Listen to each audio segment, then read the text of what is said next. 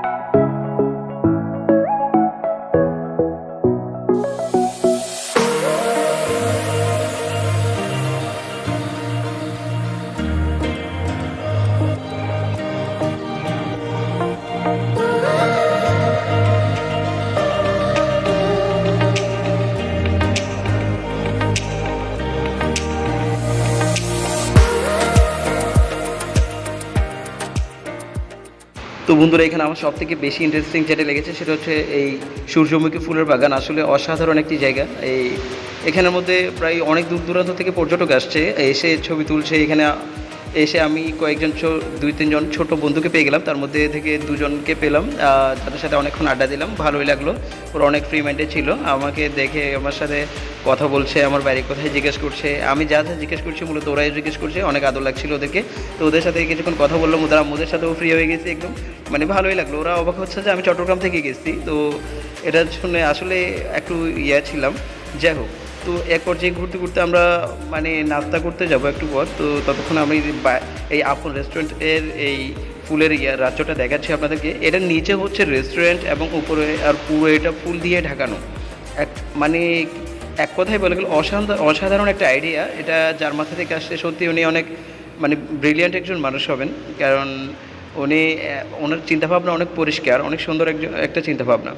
তো যারা আপনারা দূর দূরান্ত আছেন, তো আপনাদেরকে আমি এই জায়গার লোকেশনটা দিতে গেলে বলতে চাই, এই জায়গার লোকেশন হচ্ছে আপনারা এই ঢাকা থেকে সিলেটগামী যে রোডটা আছে, ঢাকা সিলেট রোড, ওই রোডের গাড়িতে, সিলেটের গাড়িগুলোতে উঠলেও হবে। আপনি ঢাকা থেকে, বা আমি এসেছি নারায়ণগঞ্জ থেকে, তো সেক্ষেত্রে আমি নারায়ণগঞ্জের এই সাইনবোর্ড এলাকা থেকে ডাইরেক্ট আমি সিলেটের গাড়িতে উঠছি। উঠে এখানে আপনি যদি বলেন নরসিংদী ভেলানগর, তো ভেলানগর নামাই দিলে আপনি ভেলানগর থেকে একটা রিক্সা নিয়ে যদি বলেন নাগরিয়াকান্দি ব্রিজ, আপনাকে 50 টাকা নেবে, সম্ভবত 40-50 টাকা নেবে, আপনাকে সোজা এখানে নিয়ে আসবে। এটার নাম হচ্ছে নরসিংদী নাগরিয়াকান্দি ব্রিজ, এই ব্রিজটার নাম। তো এই ব্রিজকে কেন্দ্র করে আসলে এখানে 2-3টা পর্যটন কেন্দ্র গড়ে উঠেছে। একটা হচ্ছে গোল্ডেন স্টার পার্ক, আরেক পাশে হচ্ছে যে স্বপ্ন ছোঁয়া গার্ডেন, আরেক পাশে হচ্ছে আপন রেস্টুরেন্ট।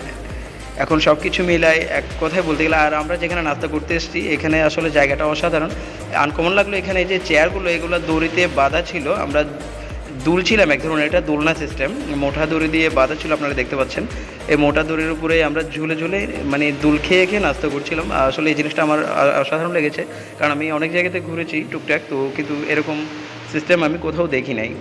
তো যাই হোক, তো ঘুরতে এসেছি, কিছু খাবো না তা তো হয় না। তো আমরা মোমো খেলাম, তারপরে হচ্ছে যে এখানে কিছু আইসক্রিম খেলাম। মানে সারাদিনে অনেক ঘোরাঘুরি হলো আমাদের। তো ঘোরাঘুরির ফাঁকে ফাঁকে অল্প স্বল্প তো কিছু খেতেই হয়, তো সেক্ষেত্রে খাওয়াটা কেউ তো বাদ দেওয়া যায় না। আর এখানে আমার একটা অন্যরকম লাগছিল যে আমি আসলে এত দূর গিয়েছি, আমার শুধু গাড়ি ভাড়াটাই গেছে। ওই নরসিংদীর মানুষ আসলে অনেক অতিথি পরায়ণ। তো আমার আমার নিজের অজান্তেই আমার সব খরচ বহন করছে আমার ওই ফ্রেন্ড মাহমুদা। তো আমি নিজেই জানি না ও ওইখানে সব কিছু করে দিছে। তো আসলে এই জিনিসটা আমার ভালো লাগে না। আসলে আমি এত দূর থেকে গেলাম ওদের, এখন ও বলে যে আমি এত দূর থেকে এসেছি, আজকে আমি ওদের মেহমান। যাই হোক, তো এক কথায় আমি নরসিংদী এর আগেও অনেকবার যাওয়া আসা করছি। তো আসলেই একটা জিনিস আইডিয়া হয়েছে যে নরসিংদীর মানুষ আসলে সত্যিই অনেক অতিথিপরায়ণ। তো সব মিলিয়ে আজকে এই জিনিসটা আপনাদেরকে শেয়ার করার চেষ্টা করেছি। তো ভালো থাকবেন আর দোয়া করবেন আমি যেন এরকম সুন্দর সুন্দর ভিডিও নিয়ে আবারও হাজির হইতে পারি। ততক্ষণ আমাদের সাথেই থাকবেন। ধন্যবাদ সবাইকে। আসসালামু আলাইকুম।